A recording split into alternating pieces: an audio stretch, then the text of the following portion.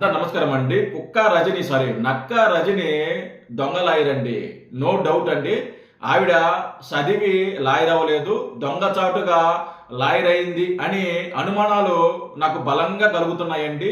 Bar council కూడా ఒకసారి check చేసుకోవాలి. నిజంగా ఈవిడ లాయరేనా, నిజంగా చదివి లాయర్ అయిందా, ఎక్కడ ప్రాక్టీస్ చేసింది, ఎక్కడ చదివింది, లేకుంటే ఈవిడ దొంగచాటుగా ఏమన్నా సర్టిఫికేట్ కొడిందా అనేది బార్ కౌన్సిల్ కూడా ఒకసారి చెక్ చేసుకోవాలి. ఎందుకంటే ఈవిడ మాట్లాడే మాటలు వింటుంటే నిజంగా చదువుకున్న లాయర్ అయిన ఏ వ్యక్తి కూడా ఇలా మాట్లాడరు, చదువుకోకుండా దొంగచాటుగా లాయర్ అయిన వ్యక్తులే ఇలా మాట్లాడతారు అని అనుమానాలు నాకు కలుగుతున్నాయండి.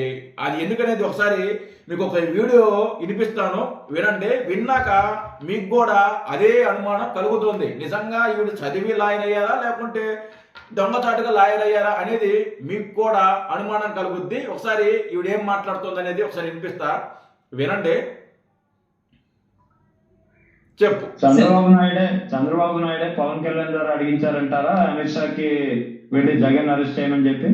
సార్, మొన్న మధ్య తెలంగాణకి నరేంద్ర మోడీ గారు వచ్చిన వెంటనే మరుసటి రోజు ఢిల్లీలో చంద్రబాబు గారు అపాయింట్మెంట్ పెట్టుకున్నారండి అమిత్ షా గారికి. అమిత్ షా గారిని ఆల్రెడీ ఆయన కలిసినాడు. అమిత్ షా గారికి ఆయన ఆల్రెడీ నో చెప్పుకుంటారు, మీరు సొంత పెత్తనాలు చేయకండి, మీ పని మీరు చేసుకోండి, ఆయన జోలికి వెళ్ళకండి. ఆయన జోలికి వెళ్తే 3500 బతుకులు బయటకు తీస్తాడు. ముగ్గురం కలిసి ఎలా గెలిచినామో బయటకు తీస్తాడు.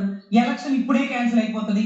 ఈ 3 ఏళ్ళు పరిపాలన చేసుకుంటారా, లేకపోతే ఎలక్షన్ కమిషన్ ప్రశ్నిస్తూ కోర్టులో కేసులు వేసుకుంటూ తీసుకుంటూ, లేకపోతే ప్రజల్లో అనుమానాలు సంధిస్తూ, ఓహో వీళ్ళిగా గెలవలేదనమాట, మన 40% ఓటింగ్ తో పాటు కొన్ని దొంగ ఓట్లు వేసుకున్నారనమాట, దొంగ ఓట్లు వేసుకోబట్టే గెలిచినారనమాట, అంటే మా జగన్ అన్నని అన్యాయం చేసి మోసం చేసి మీరు దొంగతనంగా గెలుస్తారా అంటూ కనుక ప్రజల్లో వ్యతిరేకత వస్తే బై ఎలక్షన్స్ కూడా వస్తాయి, జెమిని ఎలక్షన్స్ కంటే ముందు వస్తాయి. అవసరమా అధ్యక్ష మనకి? ఇందుకే ఈవిడ చదివి లాయర్ అవ్వలేదు, ఇలాంటి బుర్ర తక్కువ వ్యక్తి ఎలా లాయర్ అయింది అనుమానాలు కలుగుతున్నాయి. ఎందుకంటే ఇప్పుడు అడ్వకేట్ రజని స్ట్రైట్గా అడుగుతున్నా, ఇప్పుడు పోలింగ్ బూతుల్లో పార్టీకి సంబంధించిన వ్యక్తులు ఉంటారు, బూత్ కమిటీలు ఉంటాయి.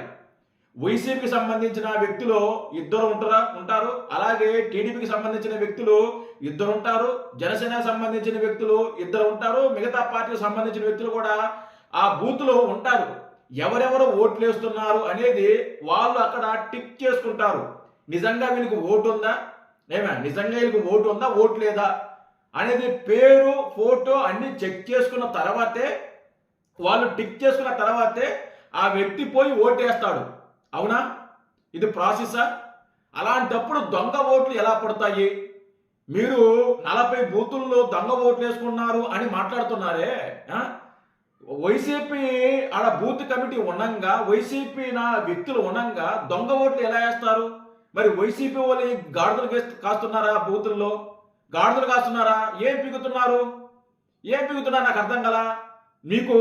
అందుకే నిన్ను చదువుకో అనేది. ఇప్పుడు ఒక్క నిమిషం అందుకే చదువుకుని అనేది. నీకు బూత్ నెంబరు ఈవీఎం నెంబరు, ఆ రోజు పొద్దున్న నుంచి సాయంత్రం దాకా ఎన్ని ఓట్లు పోలే అనేది పూర్తి సంఖ్య అక్కడున్న బూత్ కమిటీలకి ఇస్తారు.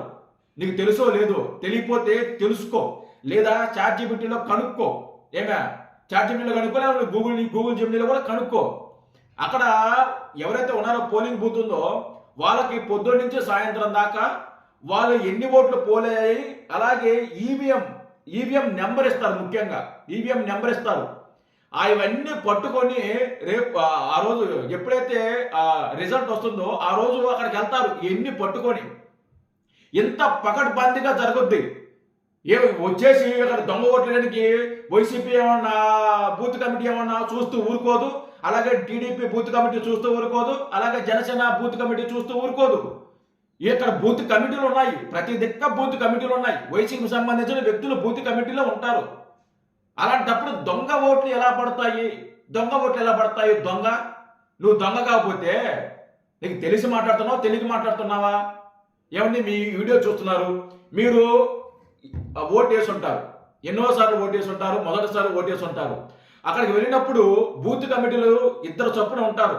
అవునా కదా? 2 చొప్పున ఉంటారు. వాళ్ళు మీ పేరు మీ ఫోటోని టిక్ చేసుకుంటారు వాళ్ళు. అవునా కదా? చెక్ చేసుకున్నారా మీరు ఎప్పుడైనా? చెక్ చేసుకున్నారు కదా?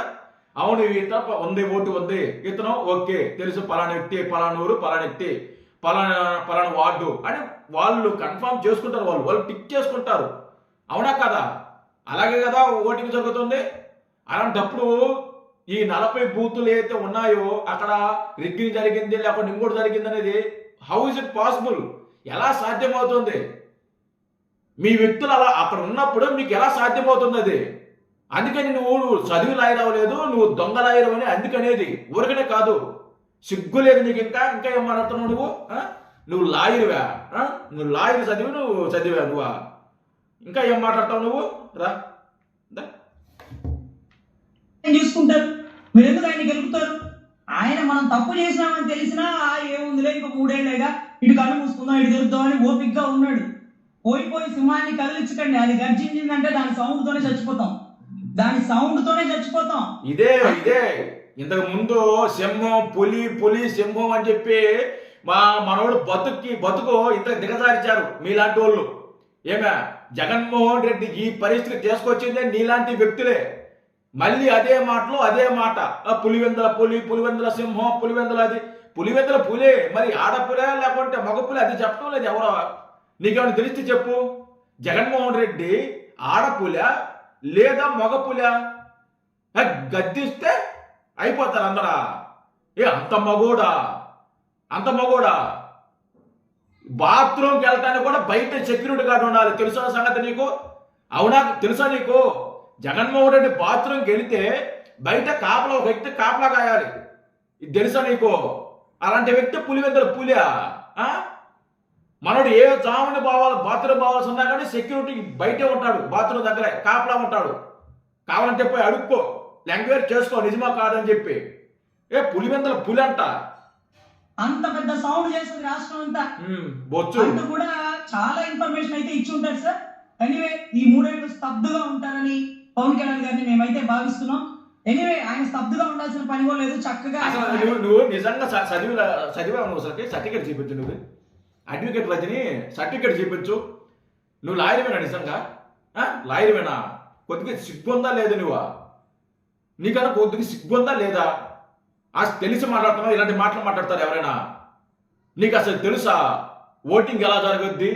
ఈవీఎం మిషన్ నెంబర్ లేనిది బూత్ కమిటీలు అంటే, అసలు బూత్ కమిటీలు అంటే ఏంటి తెలుసు నీక? నక్క నీకు బూత్ కమిటీలు ఏంటి తెలుసా? బూత్ కమిటీలు అంటే ఏంటో కూడా తెలియదు నీకు. నువ్వు ఛానల్లో కూర్చుని విశ్లేషిస్తావు, నువ్వు నిర్ధారిస్తావు. 40 బూతుల్లో ఓటింగ్ మారిపోయింది. బొచ్చు మారింది. ఎట్ట మారద్దే? నా బొచ్చు లేదు ఎలా మారద్దే చెప్పు? బొచ్చు 40 బూతుల్లో ఓటింగ్ రిగ్గింగ్ జరిగిందంట. అప్పుడు వైసీపీ బూత్ కమిటీ ఏమన్నా ఆకులు మిగుతుందా కూర్చొని అక్కడ? ఏమన్నా సిగ్గుండి మాట్లాడుతున్నావు. నువ్వు లాయర్ దగ్గర మాట్లాడు. నువ్వు నిజంగా చదివావా చదవలేదా మాకు అనుమానాలు వస్తున్నాయి. నువ్వు సర్టిఫికేట్ చూపించు, అప్పుడు మేము ఒప్పుకుంటాం నువ్వు అడ్వకేట్ లాయర్వేనని. నువ్వు అడ్వకేట్ చదివాను, సర్టిఫికేట్ చూపించు ఫస్ట్. సిగ్గు లజ్జ వదిలేసి ఎట్టా పడితేట మాట్లాడుతున్నావు. చూస్తూ ఊరుకుంటారండి జనాలు. దవడ మీద 4 పీకుతారు, గుర్తుపెట్టుకో. సరేలే పోనీలే పాపం, సరేలే పోనీలే పాపం, మహిళ అనుకుంటే రెచ్చిపోయి మాట్లాడుతున్నావు. నువ్వు అదుపులో పెట్టుకో. తెలిస్తే మాట్లాడు, తెలియకపోతే 3 మూల మూసుకుని కూర్చో. నాకు నోటి కంట్రోల్తో మాట్లాడుతున్నా. తిక్క దెంగించామని మర్యాద చెప్తున్నాను. కంట్రోల్. జై హింద్.